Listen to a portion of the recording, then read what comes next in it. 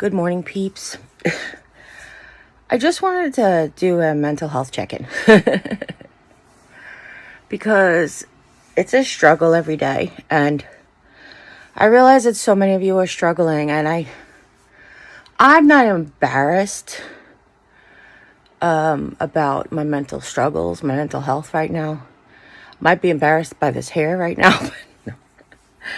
I'm not embarrassed by my mental health struggles. I just personally,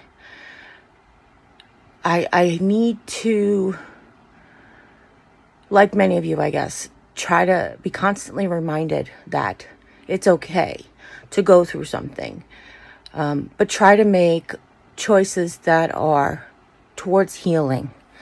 So I just jumped on here to tell you exactly what just happened in my head. And I thought I would share it. Yeah, it really is bad, huh? Sorry. Thought I would share it out loud. Sorry. I'm extremely tired. I didn't sleep well last night. I had trouble falling to sleep. And I woke up super early with the alarm clock set for something to remind me to do something first thing in the morning. And then I was falling asleep while I was doing it. But then I finally got through it and I was wide awake. I know that sounds crazy, but I was like, I'm really kind of tired. I should go back to sleep.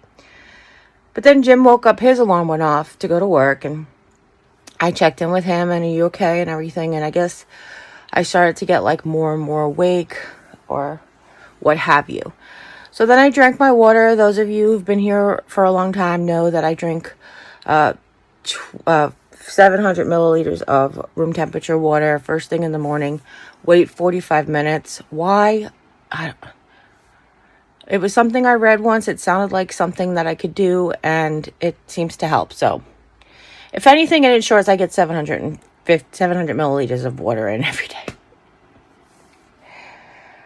But I don't take my medicine till after the 45 minutes is up. I don't do my brush my teeth or anything until after the 45 minutes is up. So I was just laying here with my phone, and I always set my digital assistant to remind me when 45 minutes is up. The alarm goes off occasionally, and then I'll tell it to just silence it or whatever. As long as I know I can't do anything before that. The first thing I do when I wake up in the morning is drink my water. 45 minutes later, I do my blood sugar and I take my morning meds. And then I get up and I have my coffee. I am doing intermittent fasting. You're not really supposed to have coffee with creamer while you're fasting, but I do it anyway and I don't care. I'm not doing intermittent fasting for the same reason other people are. I'm doing it to kind of help me from the mindless eating we do sometimes when we're bored and such. So it's purposeful eating. That's basically what it is. So this morning I was laying in bed and I was doing some things that I had to do, but mostly just zoning out and checking out. And I even asked the digital assistant what the weather was like out, and she said it's going to be, right now it's 64 degrees and sunny, and today it's going to be 67 degrees and sunny, which is the temperature we kind of keep the house during the day because the sun heats the house more. So that's the kind of weather where I would open the house up, which I love to do. I love to open the curtains and open the house up. But when you're in a mental state or you're having mental health issues, sunshine is helpful to repair, but then there are times when you just want to avoid it. Because I know that I can't be the only person who feels this way, but when you see the sunshine or know that the sunshine's there, it does produce endorphins for me. And part of it is I don't want the endorphins. I don't want to be reminded of the sunshine. And that's part of the mental health hiccup that I'm really having trouble. This is a knot. That's bedhead. That I'm kind of having struggles with right now is making the choices to heal. You can get stuck in a rut of depression. Depression is just that. It can get you stuck in your own headspace of what you think you want or what you think you should be doing, or the battle between what I know I should be doing and what I'm actually going to do. Like, there's all these kinds of like struggles that happen on a regular. So this morning I went out and I had to go to the bathroom. I was like, I'm just going to make my coffee and bring it back to bed. This is like the kind of nightgowns that I sleep in now because they're like shorter and I don't get twisted up in them. And then I change into like one of the long ones for the day, like a house dress or whatever. So I was just in my shorty nightgown and making coffee. And then I had made some keto brownies last night, and that recipe is going to be up on my channel today for tomorrow, I think. It'll be up for Tuesday, I think. So I was like, let me just have keto brownies for breakfast. I mean, I'm not trying to be like the original Bill Cosby act. Well, not original, but like the one that kicked off his thing where Dad's great giving us the chocolate cake. But really, it's almond flour. It does have artificial sweetener in it, but that one doesn't seem to spike my sugar. And, you know, so I was like, all right, it's like, it's got protein, but I'm just not feeling food. You know, I'm just like, I just want to grab something and go. So I got the napkin, got the brownie. I went in to get the creamer out of the refrigerator, and I saw that I had my iced coffee left over from last night. So I'm like, grab the iced coffee, grab the hot coffee, grab the brownies. Start to come back in the room, and I'm like, Jerry, what are you doing? What are you doing? You will never heal if you don't allow yourself to heal.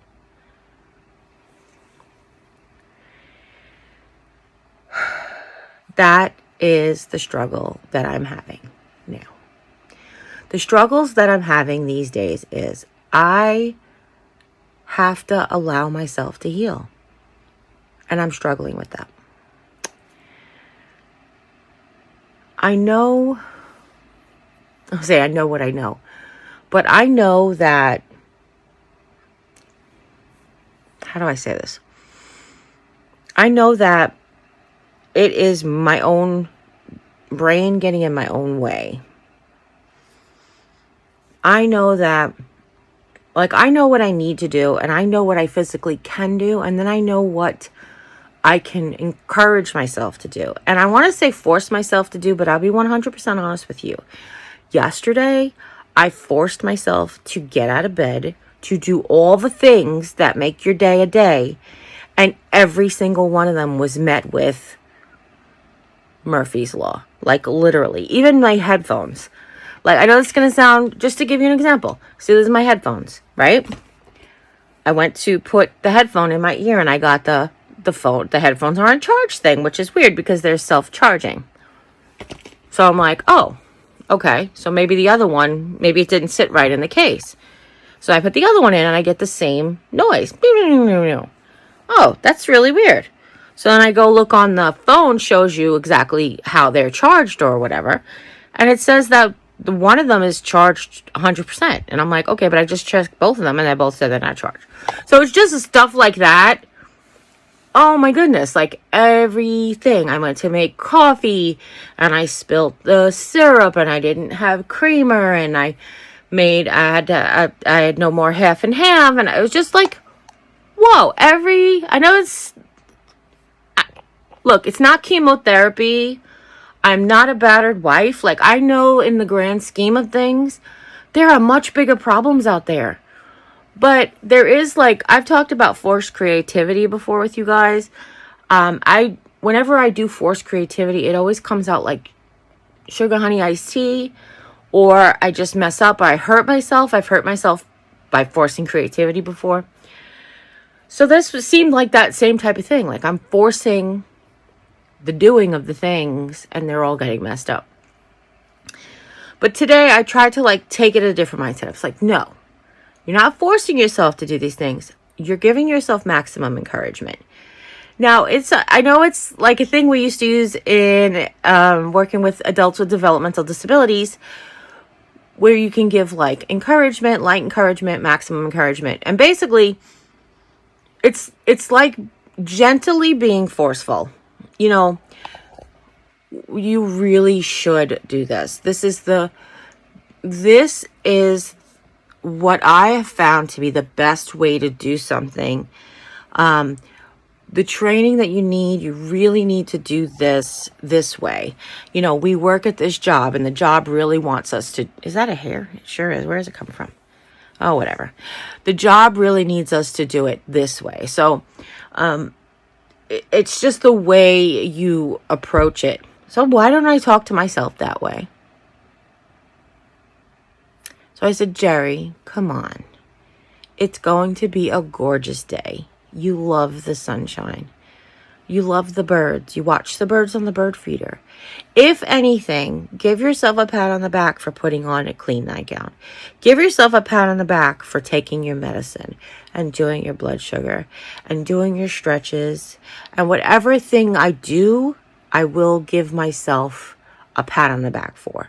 Because I know that way my mentality is right now, the way my mental health is right now, I deserve a pat on the back for every little thing that I do. And again, my struggle is not anywhere near others' struggles. I admit that. I'm 100% aware that my struggle, praise Jesus, is nowhere near that. But it's still my struggle. Now, that being said, I just said something that made me want to touch on real quick, is not mental illness even, but maybe mental illness, definitely. Mental illness, mental struggles, psychological struggles, depression, and Christianity. It's kind of what I've been talking about for the last 6 months. It's sort of like, I know that Jesus Christ is my Savior, and I know that I'm a child of Christ, and I know that I have hope that the future will get better. The problem is seeing it right now, feeling it right now. So like, there is a all is well with my soul,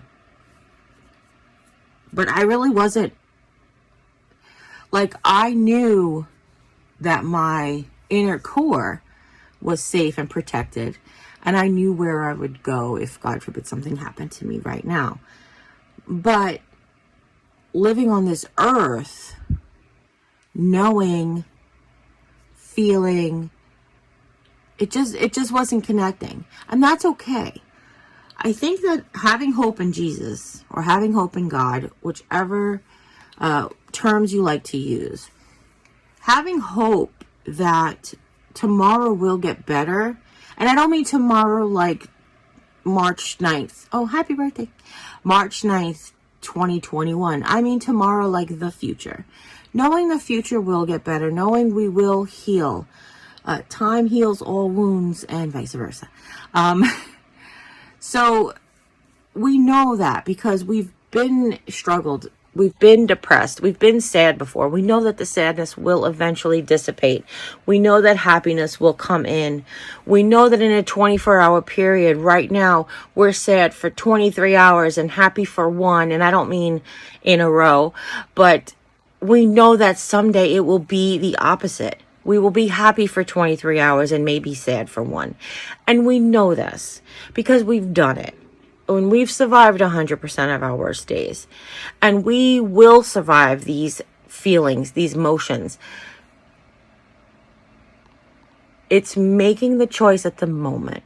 So making the choice at the moment that's right towards the healing.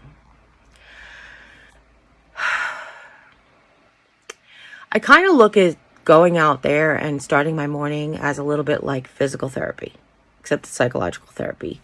It's nature therapy. So you wouldn't not go to the physical therapist because you want to stay wounded. I mean, you might. I don't know you. But but why am I going to avoid doing something that's going to improve my mental health? It doesn't make sense. So I'm going to do my blood sugar, take my morning meds, get all my stuff, and head out there.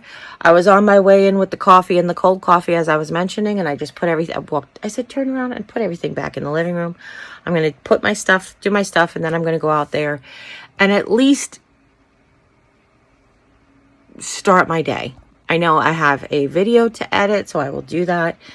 I will voice it over when I get the good feelings in me. I need to have the good feelings. I don't know, it doesn't apply to everybody, but I do. I need to have the good feelings. What is that? Where is it coming from? Look, can you see it back there? Oh, it's the back. It's just curling up, that's all. I need to have the good feelings. So, yeah, and I need to fix this hair. I need to fix this hair. I'm loving it. I want to do more. I want to do an undercut on this side, I think. If you guys don't know what that is, I'm sorry. No. I basically want to like have a long hair and then do like short shaved both sides, I think. So, and then I'm going to take this over thing and angle it more. So I'm playing with it. It's hair. It grows. It comes and goes. I can do with it what I can do with it when I can do with it. Right now it's a mess. And I love how I'm finger brushing it for like 10 minutes and like the brush is right. I don't even have to go anywhere. Like the brush is right here. So I could just do that, right? You guys are great. I love that you love to hear me talk. Because I love to talk. No, I'm kidding. That's kind of a joke. Because everybody says that. Yeah, you don't belong here. There we go. And I'm really loving it. Oh, so those of you who have also loved it, I appreciate your love, but I really love it. It's so freeing. It's actually like when I pulled the top back into a ponytail and the side didn't go, I think I mentioned this before. It almost felt like something was missing, like, but I don't care. It's just here. Love you. Thank you so much for listening to me. I don't know what you'll see from me next, but take care. God bless. We'll see you next time.